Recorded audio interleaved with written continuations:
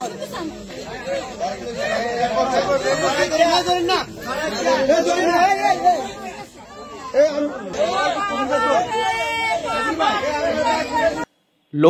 চন্দ্রগঞ্জে শনিবার রাত 8:30টার দিকে ঘটে যায় আরেকটি রাজনৈতিক সহিংসতা। আধিপত্য বিস্তারকে কেন্দ্র করে দুর্বৃত্তদের গুলিতে নিহত হন স্থানীয় বিএনপি নেতা আবুল কালাম জহির, বয়স 50 বছর। তিনি ছিলেন চন্দ্রগঞ্জ ইউনিয়নের 8 নং ওয়ার্ড বিএনপির সাধারণ সম্পাদক।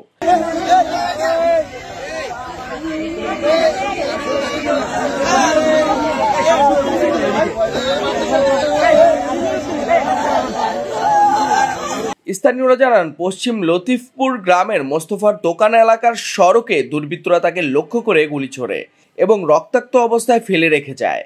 ঘটনাস্থলেই তার মৃত্যু হয়। মরদেহের পাশে গুলির খোসা পাওয়া গেছে।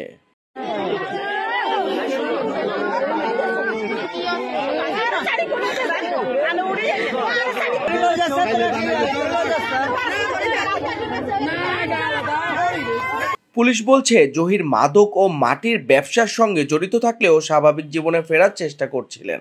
ধারণা করা হচ্ছে প্রতিপক্ষের আধিপত্য বিস্তারই এই হত্যাকাণ্ডের মূল কারণ।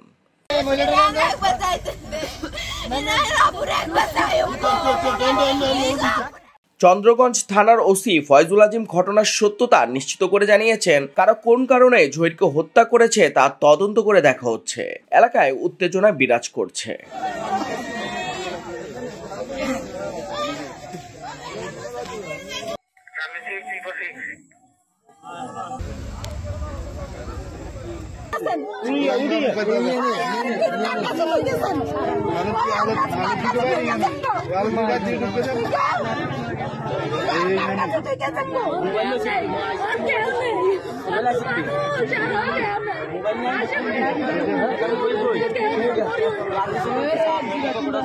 মোবাইল